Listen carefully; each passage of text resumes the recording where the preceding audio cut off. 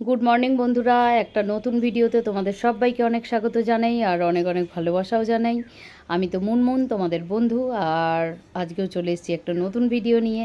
আজকের দিনটাও যেভাবে কাটাবো তোমাদের সাথে শেয়ার করব। আজকে বৃহস্পতিবার আর তার সাথে আজকে জগদ্ধাত্রী পুজো। পেঁচাটা আমার ছেলে না তারাপীঠ থেকে এনেছিল, জানো তো। এখন দেখছি মা লক্ষ্মীর আসনে পেঁচাটাই আলো করে রয়েছে। আর চলো, পুজো তো হয়ে গেল, সকাল সকাল পুজো করে নিলাম, কেননা আজকে দিদি ভাইয়ের বাড়ি যেতে হবে। আর এই দেখো, মা জগদ্ধাত্রী মায়ের ওখানে পুজো হয়, তাই সেই জন্য প্রত্যেক বছর আমি চেষ্টা করি ঠাকুরকে নিজের সাধ্য মতো বা ঠাকুরের কাজে লাগে এরকম কিছু দেওয়ার। তা গত বছর অবশ্য শাড়ি দিয়েছিলাম, তা এবছর দিচ্ছি দুটো কিনে এনেছি, মানে ওই যে কাঁসারের থালা কিনে এনেছি। পুজোর কাজে যেটা ভীষণভাবে দরকার লাগে, আমাদের ঘরেও লাগে। কাঁসারের থালায় সব রকম সাজিয়ে ফল মিষ্টি যখন আমরা দিই, তখন মানে আরও যতগুলো থালা হয় মানে সুবিধে হয় দিতে। এক একটায় এক এক রকম দিলে দেখতেও তো ভালো লাগে। আর এই দেখো ডিজাইনটা কেমন হয়েছে দেখো তো। আর একটা ডিজাইনের দেখাচ্ছিল, কিন্তু আমার এইটা বেশি পছন্দ হয়েছে তাই এটা নিয়েছি। এটা কিন্তু একটু ছোট, আর আরেকটা নিয়েছি একটু বড়। ছোটটা ছিল আরও, কিন্তু ওই বড় সাইজটা আর ছিল না, তাই কি করব, একটা বড় আর একটা ছোট এরম করেই নিলাম, নালে দুটো ছোট হয়ে যাচ্ছিল। আর এই দেখো, এটা আমি লক্ষ্মী বাসনালয় থেকেই কিনেছি, আমাদের এই বাড়িপুরে। আর এই দেখো কেমন হয়েছে বলো অবশ্যই। এবছর এটাই দেব মায়ের ওখানে। চলো তাহলে তোমাদের একটু দেখালাম, কেননা গতকালের ভিডিওতে দেখানো হয়নি। বাজারে গেছিলাম যখন ঠাকুরের ফুল মিষ্টি আনতে, তখনই কিনেছিলাম। আর এনে ঠাকুর ঘরেই রেখেছিলাম, এখন পুজো দিয়ে যাচ্ছি বলে এটা নিচে নিয়ে যাচ্ছি, তাই তোমাদের একটু দেখিয়ে নিলাম। আজ হচ্ছে বৃহস্পতিবার আর আজ হচ্ছে জগদ্ধাত্রী পুজো। ঘরের পুজো দিয়ে এবারে দিদিভাইয়ের বাড়ি যাচ্ছি। আর এই যে থালাটা নিয়ে নিয়েছি, তোমাদের যেটা দেখালাম সকালে ঠাকুর ঘরে গিয়ে পুজো দিতে। আর এই যে শাড়িটাও পরে নিয়েছি, এটা নতুনই শাড়ি, একটা তাঁতের শাড়ি, একটু হালকাও শাড়িটা, আর যা রোদ উঠেছে না একটু, ওই জন্য সাদা ব্লাউজটাও পরলাম এর সাথে। তাহলে চলো আমার সাথে থাকো আর দেখতে থাকো, চলো ঘুরে আসি।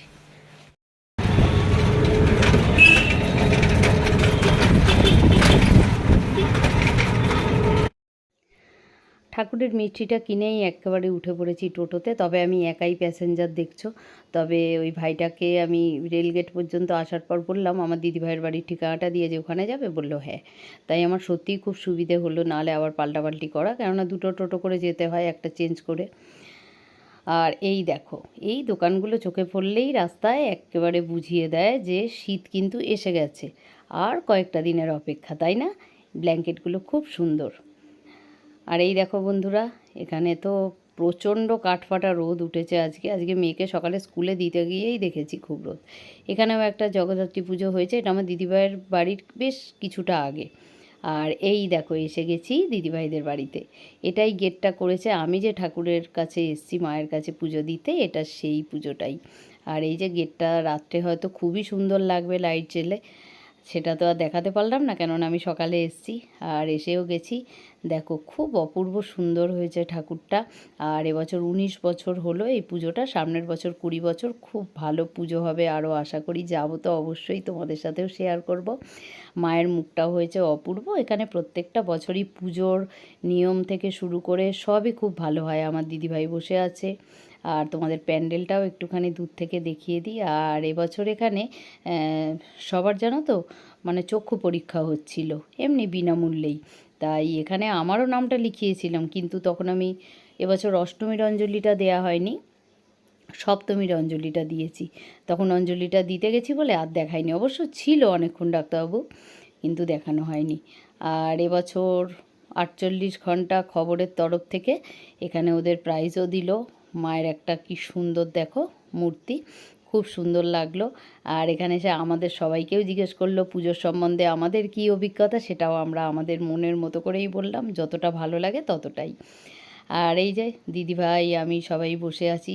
এখানে তো আর আমি সবার নাম তোমাদের বলতে পারবো না, সবাইকে তো আর আমি মুখ চেনা, কিন্তু অত আমি নাম ঠিক জানি না।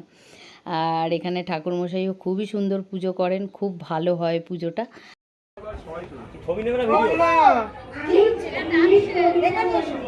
বলুন বলুন।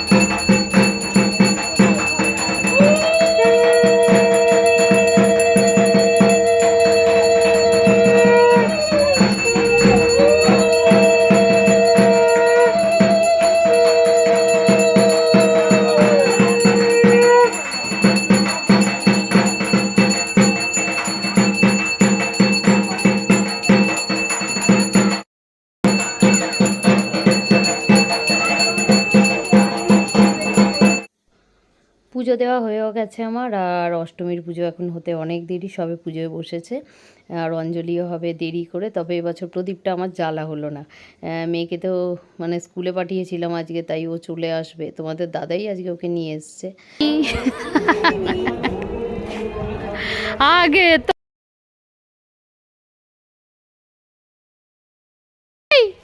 তো আমায় যেমন দিচ্ছিলে, নাও আন্টি টাকা তুমি দাও। যাবি, কেউ চলে যাচ্ছে। এটা লাগিয়ে দিই।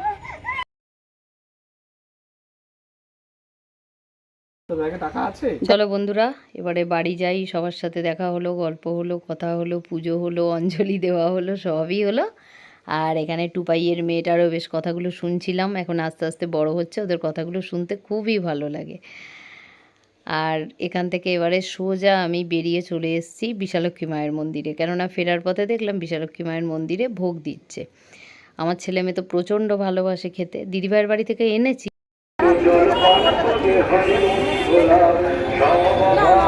কাউকে দেয় না, আমাকে দেবে, এটা হয় তো।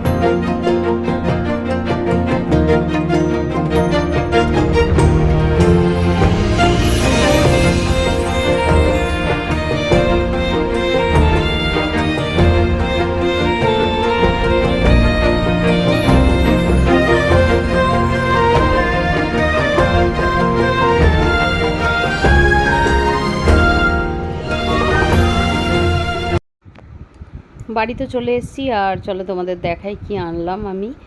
এখন বিশালক্ষী মায়ের মন্দিরের ওখান থেকে এই দুটো কন্টেনার মিষ্টির দোকান থেকে কিনলাম, কিনে এতে করে একটু ভোগ আনলাম। তারপরে দিদিভাইয়ের বাড়ি থেকে দিয়েছে যে পার্সেলটা, সেটাও তোমাদের দেখাচ্ছি। আর এখানে পুঁই শাক, কুমড়ো, আলু দিয়ে আর ভোগের তরকারি, খিচুড়ি সবই ভালো হয়, এটা আর বলার কিছু না আলাদা করে। আর এখানেও খিচুড়ি, তরকারি, পায়েস, চাটনি, রসগোল্লা সবই ছিল। চলো তাহলে আজকে প্রসাদ দিয়েই আমি ভিডিওটা শেষ করলাম। মা জগদ্ধাত্রী মা সবার মঙ্গল করুন, সবাই ভালো থাকো। আজকের মতো তাহলে টাটা।